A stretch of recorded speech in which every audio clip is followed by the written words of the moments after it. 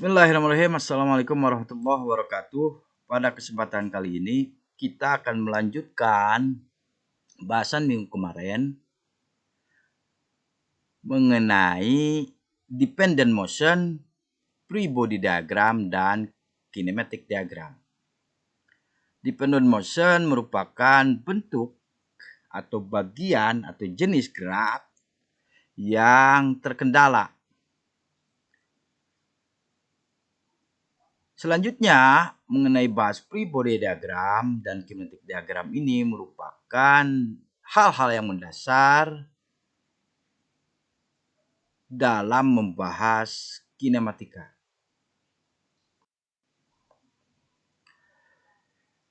Melanjutkan bahasan kemarin, kasus kelima untuk kinematika yang sering kali dijumpai dalam kehidupan sehari-hari adalah dependent motion atau kita kenal dalam bahasa sehari-hari sebagai gerak terkendala. Di sini diilustrasikan gerak terkendala pastilah berkaitan dengan puli atau kerekan dan tali. Seperti terlihat dalam gambar bahwa harus ada acuan yang mengukur titik awal dari panjang tali yang merupakan atau yang fungsinya sebagai koordinat posisi suatu beban. Di sini terdapat beban A, B, dan C, di mana beban A ini diposisikan dengan koordinat XA, sedang beban B dinotasikan dengan jarak XB dan beban C dinotasikan dengan XC. Mengapa disebut sebagai gerak terkendala atau dependent motion? Karena gerak beban A pastilah mempengaruhi gerak beban B dan C. Begitu sebaliknya, atau beban B pastilah mempengaruhi jarak beban A atau beban C, dan seterusnya. Untuk menganalisis hal-hal seperti ini atau beban atau gerak terkendala, maka caranya adalah menghitung panjang koordinat masing-masing beban. Di sini dinyatakan bahwa 2XA karena tali yang menghubungkan beban A terdapat 2, ditambah 2XB, ditambah tali yang menghubungkan beban XB atau peti B juga 2 buah, dan tali yang menghubungkan beban C adalah 1, sehingga dapat kita tuliskan bahwa 2XA ditambah 2XB ditambah XC sama dengan konstan.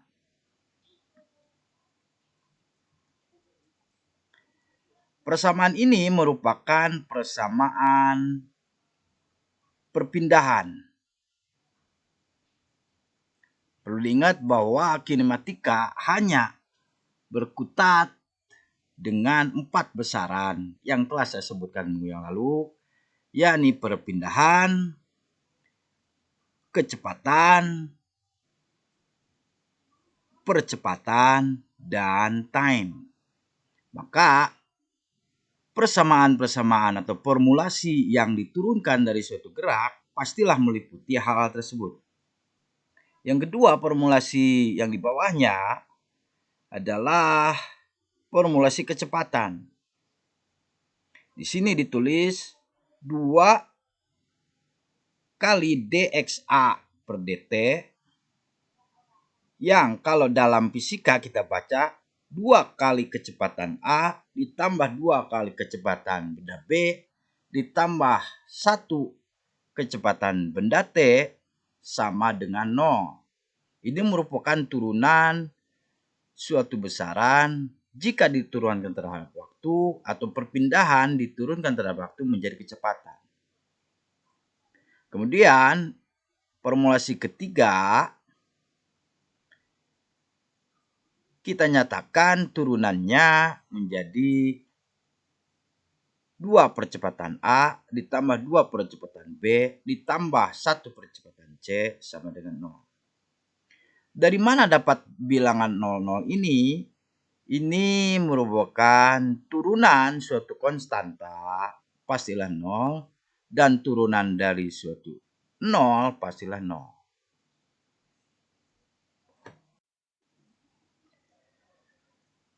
Selanjutnya kita akan memasuki bahasan kedua dan ketiga, yakni free body diagram dan kinematic diagram.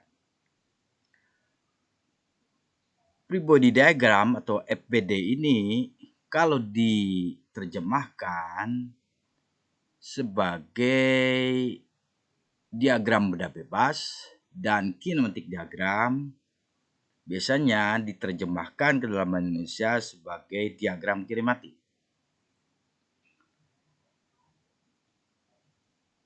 Pada kesempatan kali ini saya langsung memberikan contoh suatu soal di mana di sini diilustrasikan sebuah peti A diletakkan di atas sebuah konveyor yang bergerak dengan kecepatan V. Jika koefisien friksi antara peti dan konveyor adalah mu K dan massa peti A adalah ma, maka tentukan free body diagram dan kinematic diagram untuk peti A. Untuk menjawab pertanyaan tersebut, maka FBD dan KD-nya adalah seperti terlihat pada gambar di bawah, di mana yang kita tinjau adalah peti A saja. Peti A di sini memiliki massa M yang jika dikali gravitasinya maka akan menjadi mg. Atau dengan kata lain, peti A ini pasti memiliki berat. Beratnya ini akan mengacu atau mengarah ke bawah sehingga panahnya yang mg ini mengacu ke bawah dan bertepatan dengan titik beratnya. Kemudian dari gambar terlihat bahwa ada konveyor. Konveyor ini kita representasikan di sini sebagai mu K dikali N. Dan konveyor menahan beban peti A ini dalam bentuk gaya normal N. Sehingga gambar yang disoal seperti ini dapat disederhanakan menjadi gambar sebelah kiri bawah. Jangan lupa bahwa kita harus mencantumkan koordinat X dan Y, sistem subuh X dan Y. Gunanya adalah untuk memberikan petunjuk kemana gerak peti A tersebut. Sehingga Untuk gambar yang sebelah kanan bawah ini, inilah yang dinamakan sebagai kinematik diagram yang memberikan informasi kemana gerak peti A tersebut. Di sini geraknya pastilah ke kanan karena mengikuti gerak konveyor. Untuk membuatnya cukup dengan memberikan suatu vektor atau arah panah yang bergerak ke kanan dengan besaran massa kali percepatan. Demikian yang bisa saya sampaikan secara sederhana mengenai dependent motion, free body diagram, dan kinematic diagram. Jika ada hal-hal yang belum bisa dipahami, silahkan menghubungi via WA Group. Billahi taufiq wal hidayah. Wassalamualaikum warahmatullahi wabarakatuh.